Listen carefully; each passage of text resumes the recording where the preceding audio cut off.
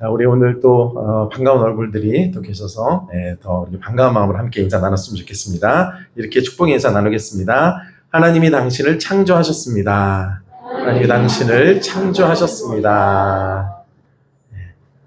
여러분, 하나님께서 우리를 만드실 때 누구와 닮은 형상으로 만드셨다라고 하셨나요? 예, 그렇습니다. 하나님을 닮은 형상으로 만드셨기 때문에 우리 한 사람 한 사람은 아름다운 존재인 줄 믿습니다. 네, 그런 의미에서 우리 다시 한번 이렇게 고백할게요.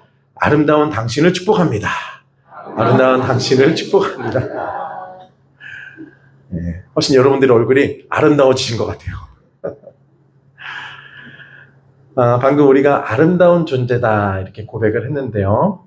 여러분이 생각하실 때 어떤 사람이 좀 아름다운 사람인 것 같으세요? 아마 지금까지 살아오시면서 많은 사람들을 만나셨을 텐데요.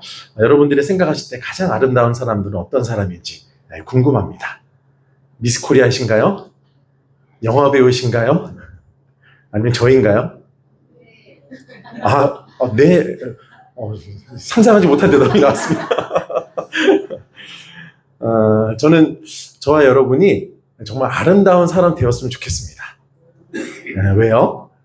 이 아름다운 만큼 우리 인생의 빛남을 가장 잘 드러내는 건 없는 것 같아요.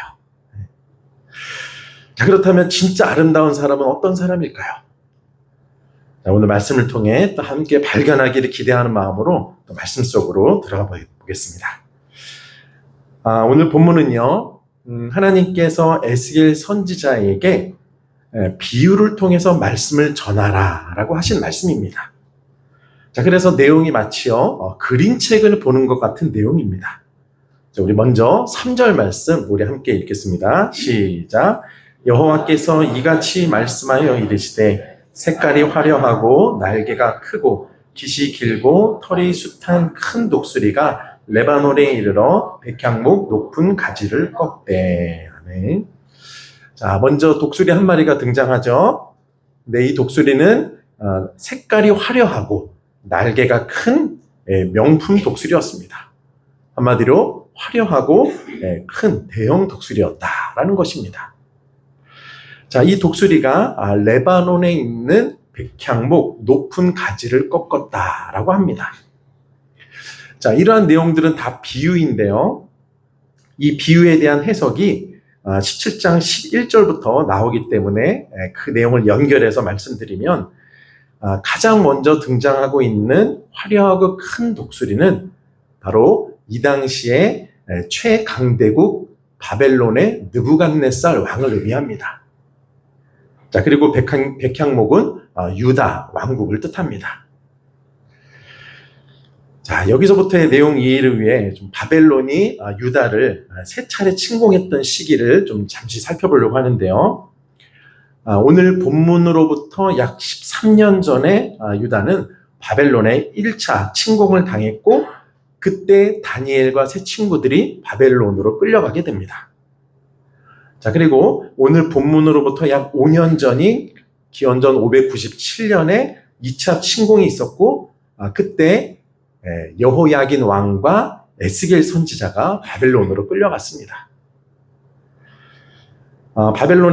그리고요, 여호야긴 왕 대신에 바벨론에서 왕으로 앉힌 사람이 바로 시드기야입니다.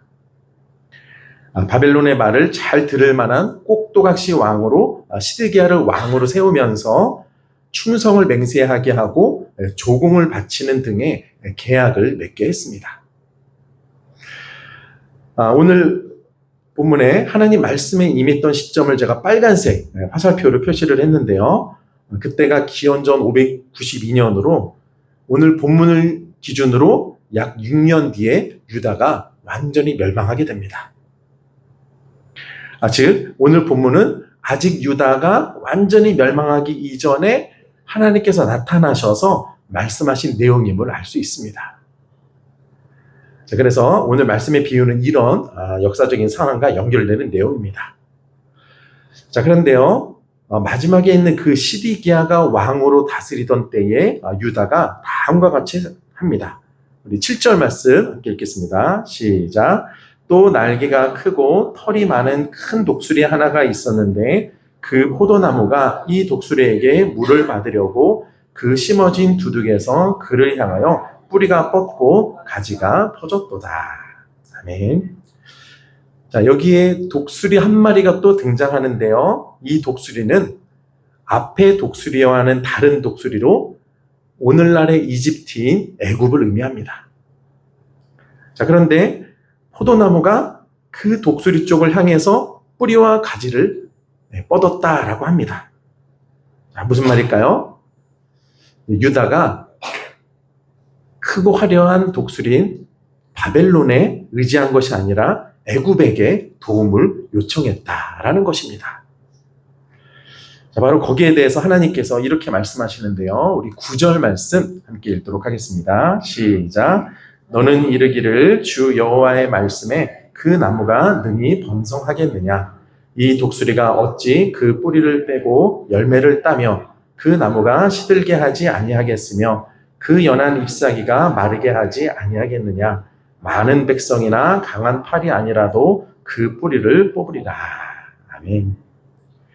네, 하나님은요, 애굽으로 뿌리를 뻗은 유다가 능히 번성하겠느냐라고 물으십니다. 무슨 말인가요? 번성하지 못한다라는 것입니다. 결국 유다는 시들고 마르게 되고 뿌리는 뽑히게 될 것이라고 경고하십니다. 바로 여기까지가 오늘 본문의 가장 핵심적인 내용입니다. 이런 오늘의 말씀을 들으시면서 좀 내용이 어렵다라고 느끼시는 분들이 계실지도 모르겠습니다. 제가 여러분 표정을 보니까 좀 그런 부분들이 느껴지는 것 같습니다. 특히 역사적인 내용이 좀 복잡하고 뭘 의미하는지 잘 모르겠다라는 마음이 드시면서 아이고 이제 잠을 자야 하는 거 아닌가라는 생각이 드실지도 모르겠지만요. 그렇게 되시면 제 마음이 너무 안타까울 것 같습니다. 왜냐하면요, 오늘 말씀은 사실 우리의 삶과 굉장히 밀접한 연관이 있기 때문입니다. 오늘 말씀은요, 이 한 장의 사진으로 설명할 수 있습니다. 자, 보이시죠? 예, 두 마리의 독수리가 있고 그 사이에 유다가 있는 것입니다. 자, 여러분, 이 사진 보실 때 어느 쪽 독수리가 더 강해 보이시나요? 오른쪽이요. 예. 아마 보시는 각도에 따라 다실 텐데 제가 봐도 오른쪽 독수리가 조금 더 힘이 세고 날개도 강하고 지금 공격하는 것처럼 이제 보입니다. 그리고 이제 왼쪽에 있는 독수리는 지금 방어하는 것처럼 이제 보이죠.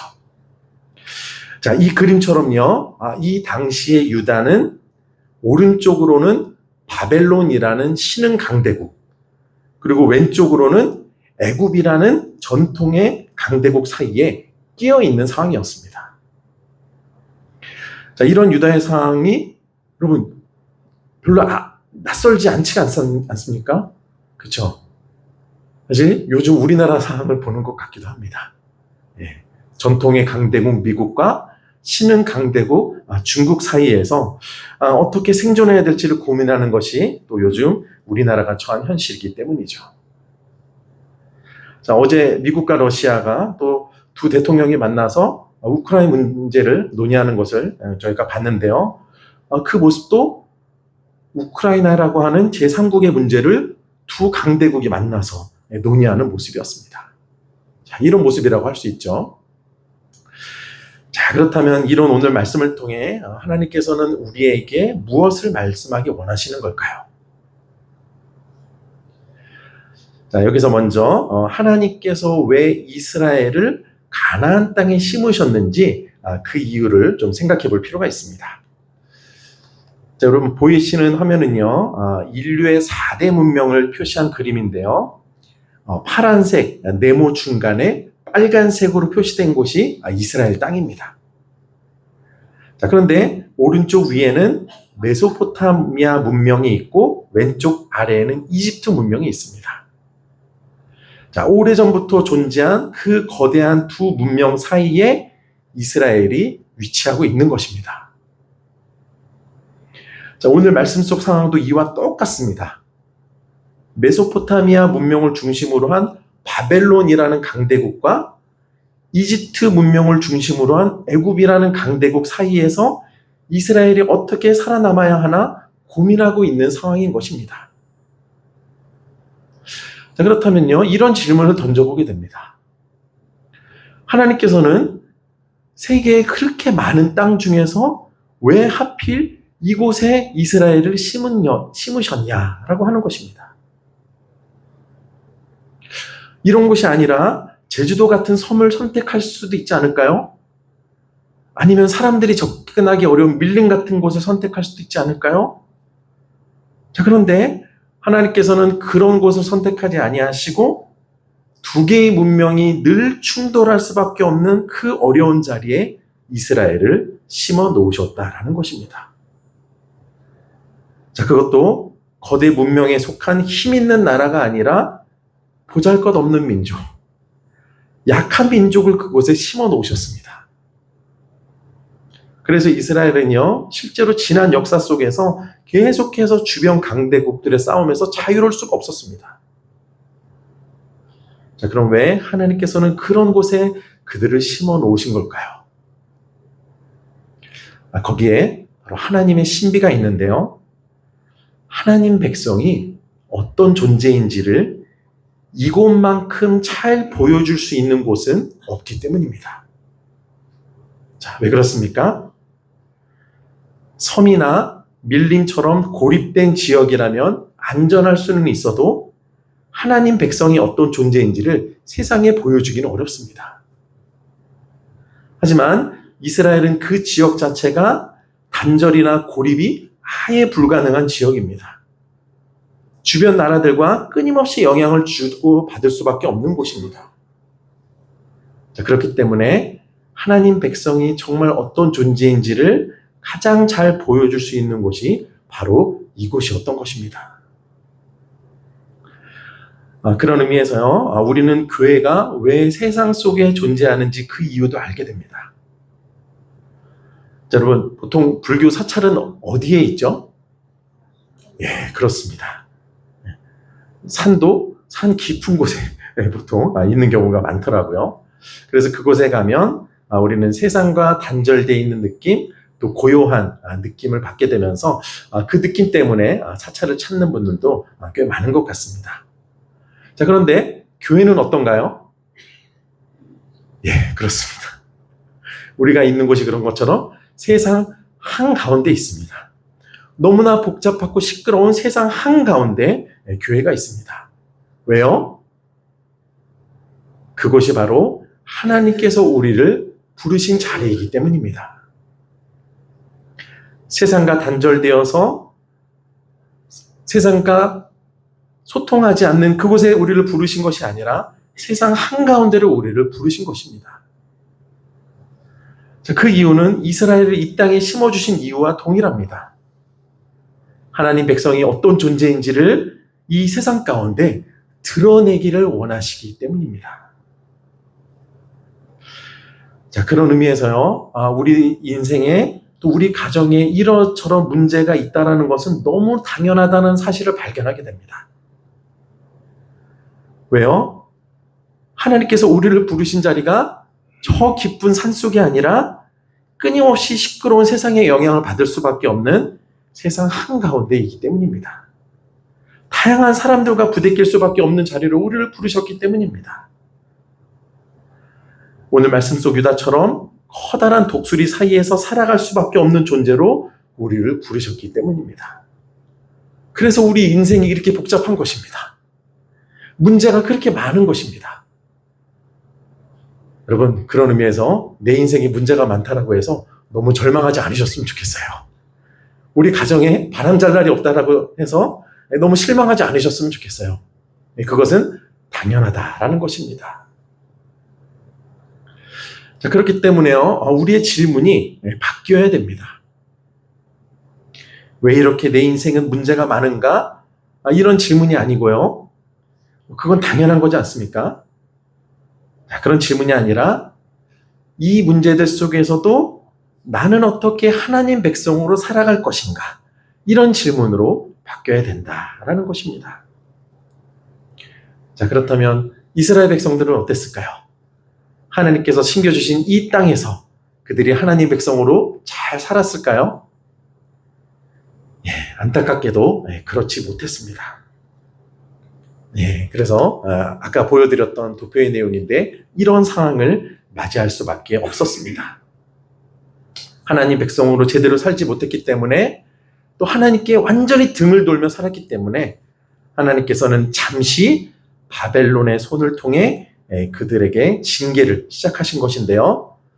하지만 아직 중요한 것은요, 아직 완전히 멸망에 이르지는 않았다라는 것입니다.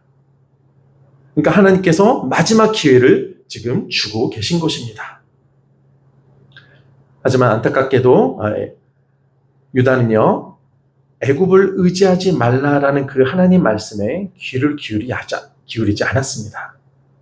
그리고 결국 그것이 빌미가 되어서 6년 뒤 유다는 완전히 멸망하게 됩니다. 이런 그들의 모습이 참 안타까운데요. 돌이킬 기회가 없었다면 모르겠지만 돌이킬 수 있는 기회가 너무나 많았는데도 그 기회를 놓쳤기 때문입니다.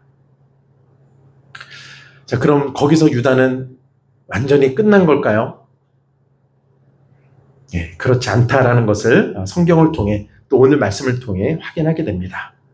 그들은 실패했지만 하나님께서는 또 다른 계획을 준비하고 계시는 것을 볼 수 있는데요. 우리 같은 장에 22절 말씀 좀 함께 읽도록 하겠습니다. 22절입니다. 시작. 주 여호와께서 이같이 말씀하시되 내가 백향목 꼭대기에서 높은 가지를 꺾어다가 심으리라. 내가 그 높은 세 가지 끝에서 연한 가지를 꺾어 높고 우뚝 솟은 산에 심되. 아멘. 자, 여기서 다시 백향목이 등장하는데요. 그것은 유다를 의미하고 구체적으로는 유다 중에서도 다윗의 가문을 의미합니다. 즉 다윗의 자손 중에 연한 가지를 꺾어다가 우뚝 솟은 산, 즉 이스라엘에 심겠다라고 말씀하십니다. 자, 그렇다면 이것은 무엇을 말하는 걸까요? 다윗의 자손으로 이 땅에 오실 예수님을 예언하고 있는 것입니다. 자, 그럼 예수님을 통해 어떤 일이 이루어지게 될지 우리 23절 말씀 함께 읽겠습니다. 시작. 이스라엘의 높은 산에 심으리니 그 가지가 무성하고 열매를 맺어서 아름다운 백향목이 될 것이요 각종 새가 그 아래에 깃들이며 그 가지 그늘에 살리라. 아멘. 그렇습니다. 이 땅에 심겨진 예수님은 가지가 무성한 어떤 나무가 될 것이라고요? 아름다운 백향목이 될 것이다 라고 하십니다. 자, 그래서 예수님의 그 나무 그늘 밑에서 많은 생명들이 쉼을 얻고 생명을 얻게 될 것이라고 말씀하시는데 실제로 그런 역사가 이루어졌습니다. 그래서 저와 여러분이 이 자리에 있는 것 아니겠습니까? 여기서 한 가지 주목해 봐야 하는 부분은요, 예수님을 독수리로 표현하지 않는다라는 사실입니다. 이스라엘과 똑같이 백향목으로 표현하신다라는 것입니다. 자, 어떤 의미일까요? 예수님은 독수리처럼 화려하고 강한 모습으로 힘을 가진 모습으로 오시지 않았다라는 것입니다. 독수리에 비한다면은요, 백향목은 움직일 수도 없고 독수리가 공격하면 방어할 수도 없는 철저하게 무기력한 존재입니다. 하지만요, 아름답게 자란 백향목은 오히려 수많은 생명들을 살리는 존재가 된다라는 것입니다. 여기 백향목 사진이 있는데요. 오른쪽 밑에 어느 나라 국기인지 혹시 아시겠어요? 레바논 국기입니다. 레바논 국기 중간에 지금도 백향목 그림을 저렇게 그려놓고 있는데요. 이 백향목은 잘 자라면 무려 30에서 40m 높이로 자란다고 합니다. 또 수명도요 3000년까지 자란다고 합니다. 그러니까 예수님 당시에 있었던 백향목이 지금도 존재하고 있는 것입니다. 겉으로 봤을 때는요, 이 백향목은 독수리에 비해서 약해 보입니다. 별다른 영향력이 없어 보입니다. 하지만 아름답게 잘 자란 백향목은 오히려 오랜 시간 수많은 생명을 살리는 역할을 한다는 것입니다. 평균 수명이 40년에 불과한 독수리보다 훨씬 더 큰 일을 백향목이 하는 것입니다. 자, 그래서 하나님께서는 이렇게 말씀하십니다. 마지막 말씀인데요. 24절 말씀 함께 읽겠습니다. 시작. 들의 모든 나무가 나 여호와는 높은 나무를 낮추고 낮은 나무를 높이며 푸른 나무를 말리고 마른 나무를 무성하게 하는 줄 알리라. 나 여호와는 말하고 이루느니라 하라. 아멘. 그렇습니다. 들의 모든 나무는 다 하나님의 손에 있다라는 것입니다. 그래서 하나님께서 뜻하시면 높은 나무를 낮추실 수 있고 낮은 나무를 높이시기도 한다라고 말씀하십니다. 푸른 나무는 말리기도 하시고 마른 나무는 다시 무성하게 하실 수도 있다라고 하십니다. 자, 무슨 말씀입니까? 오늘 말씀 속 상황에 대입하면은요, 유다 백성들이 그렇게 두려워하던 독수리 바벨론과 애굽도 하나님께서 뜻하시면 한순간에 땅에 떨어질 수 있다라는 것입니다. 그 모든 주권이 하나님 손에 달려 있다라는 것입니다. 그러니 지금 당장 너희에게 도움이 될 것 같은 애굽이라는 독수리에 의지하지 말고 지금 당장 너희를 떨게 만드는 바벨론이라는 독수리를 두려워하지 말고 그들을 낮출 수도 있고 너희를 높일 수도 있는 나를 바라보고 나를 의지하라라고, 그래야 너희가 진짜 살 수 있다라고 하나님께서 말씀하고 계신 것입니다. 사실 우리도요, 대부분 이스라엘처럼 약한 존재들입니다. 여러분 그렇지 않습니까? 우리 마음속으로는 독수리처럼 화려하고 강한 존재가 되기를 원합니다. 하지만 우리 대부분은 그렇지 못하다라는 것입니다. 자, 그래서요, 많은 사람들이 독수리들을 부러워합니다. 자, 어떤 독수리들을 부러워할까요? 삼성 이재용 회장처럼 돈이 많아서 떵떵거릴 수 있는 사람, 사회적인 지위가 높고 힘이 강해서 누구도 함부로 할 수 없는 사람이 되기를 우리는 바라고 부러워합니다. 하지만 대부분은 그런 것들을 얻지 못하기 때문에 이스라엘처럼 독수리들 사이에서 살아갑니다. 거대한 독수리들 사이에서 어떻게 해야 살아남을 수 있을까 걱정하며 이제는 누구에게 기대어야 하는지를 끊임없이 고민하면서 불안하게 사는 것이 많은 순간 우리들의 모습이라는 것입니다. 하지만 그런 우리를 향해 하나님께서는 애굽이라는 독수리에 의지하지 말라고, 바벨론이라는 독수리를 두려워하지도 말라라고 말씀하고 계십니다. 낮추기도 하시고 높이기도 하시는 분은 하나님이시니 너희는 독수리 사이에서 살면서 너희를 그 자리에 심으신 하나님의 뜻을 이루며 살라라고 우리에게 말씀하고 계십니다. 그곳에서 하나님 백성이 어떤 존재인지를 드러내며 살라라는 것입니다.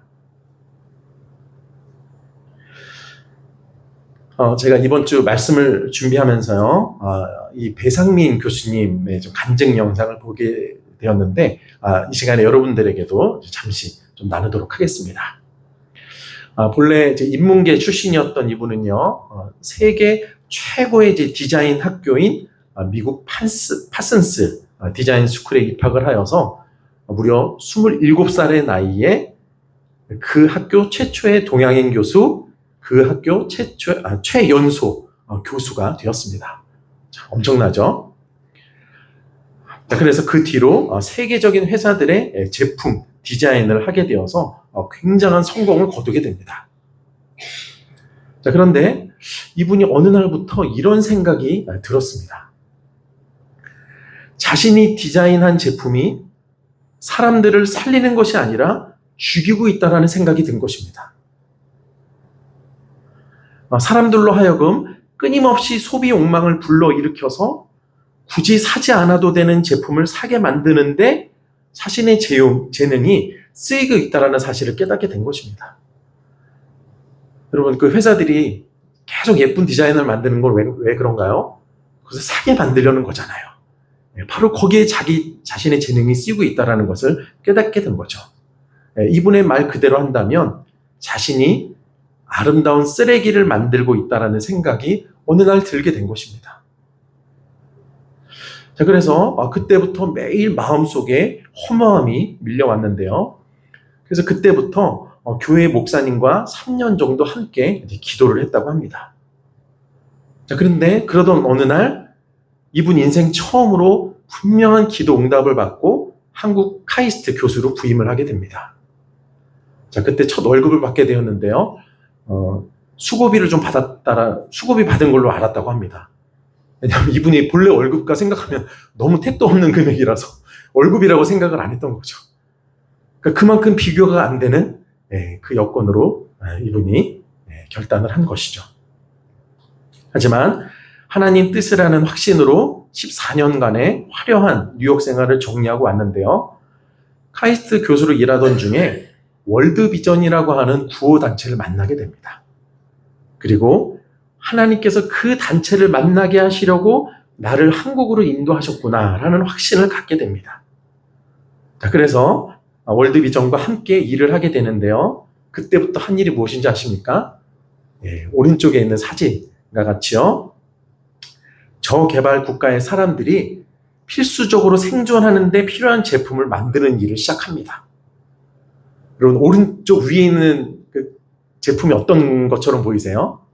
익숙한 그림이죠. 우리가 너무 잘 사용하고 있는 두 개의 페트병을 아래 위로 만나게 한 다음에 그 사이에다가 필터를 끼웁니다. 그래서 아프리카에는 흙탕물을 마실 수밖에 없잖아요. 그분들이 저기에 흙탕물을 넣으면 그 필터를 통해서 깨끗한 물을 마실 수 있게 하는 제품을 만든 것입니다. 자, 그리고 아래에 있는 거는요, 특히나 이제 아프리카 같은 데서 말라리아로 많이 생명을 잃기 때문에 초음파로 반경 5m 안에 있는 모기들이 이제 접근하지 못하도록 만든 친환경 제품입니다. 자, 이런 제품을 이제 개발하면서 한 번도 받기 힘든 세계 4대 디자인상을 무려 50번 이상 이분이 받게 됩니다. 그리고 그 만든 모든 제품의 판매 금액은요, 이분에게 한 푼도 돌아가지 않고 구호단체가 사람을 살리는 일에 쓰이게 되었습니다.